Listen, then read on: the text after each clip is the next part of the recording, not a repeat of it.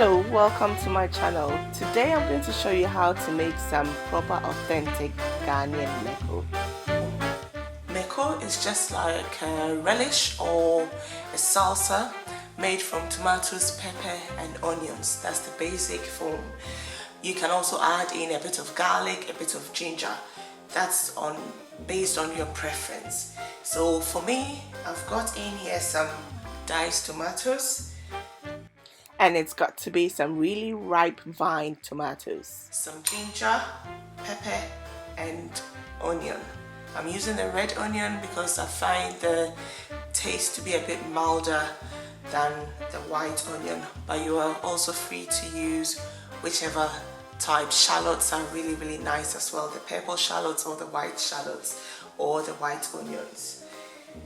And to taste, you add a bit of salt.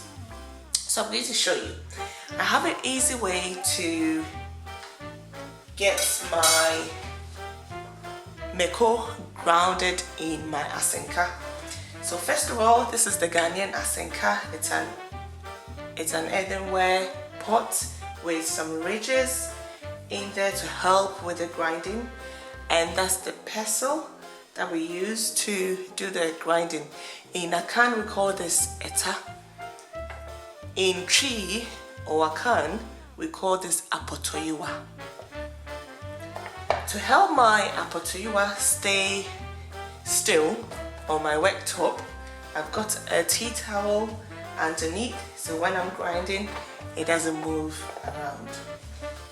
Now, to start grinding, we usually go with the onions and the ginger because they are tougher to grind.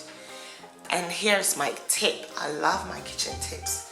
So to help me grind easily, I've got my grater. So I grate.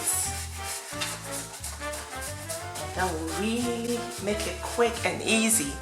Actually, less manpower needed. The amount of ginger you use is based on personal preference. So for me, ginger is really good for the tummy. So I add quite a bit. So that's my ginger grated. I'll do the same with the onions. You can equally chop up the onions or finely dice it. I'll just grate it because today, you know what, I'm going for the easy route.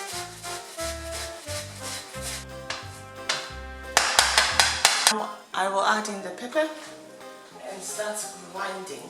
Okay, so you need to hold it, support it with the other hand, and you grind. Usually you do these three first and you add a bit of salt. So I'm adding in some pink salt.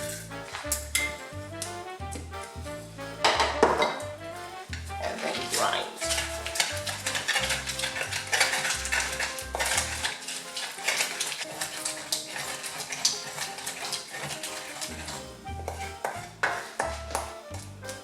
Ready, I'm going to add in the tomatoes. I'm just going to do a bit at a time so it's much easier to grind. You may ask, why not just use the food processor or the blender? Well, on my lazy days I use that, yes, but the flavor that you get from using the Asanka is so much better than the flavor you get using your chopper, your blender or your processor. Why? Okay, I'll let you know. So you see these grooves in the Asanka. As you grind, all the oils from the different kinds of vegetables, the ginger, the if you use garlic, the onions, pepper, the seeds, all the oils just, you know, get grinded, mixed up, married up, and it just somehow creates this wonderful flavor. And This is the authentic way to make Meko, and this is how we were taught.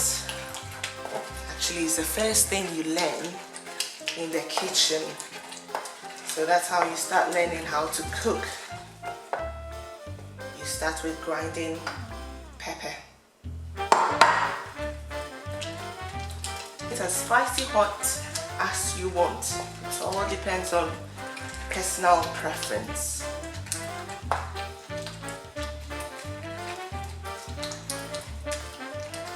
So the last batch of tomatoes that I added in, I really don't want to smoothly grind everything. I want a bit of chunkiness in my Meko.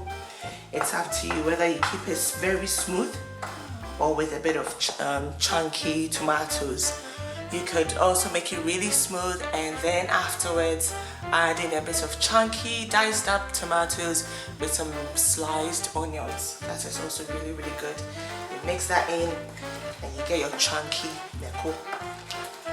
So I just had a taste. Perfect.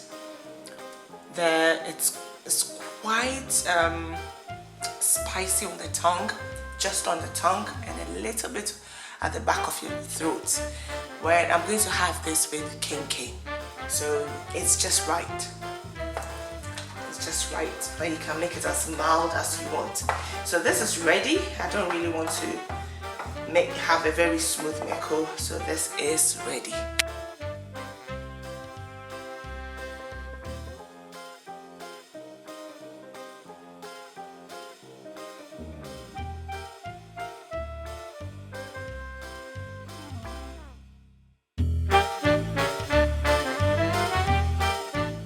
If you enjoyed this video, don't forget to subscribe and share with friends.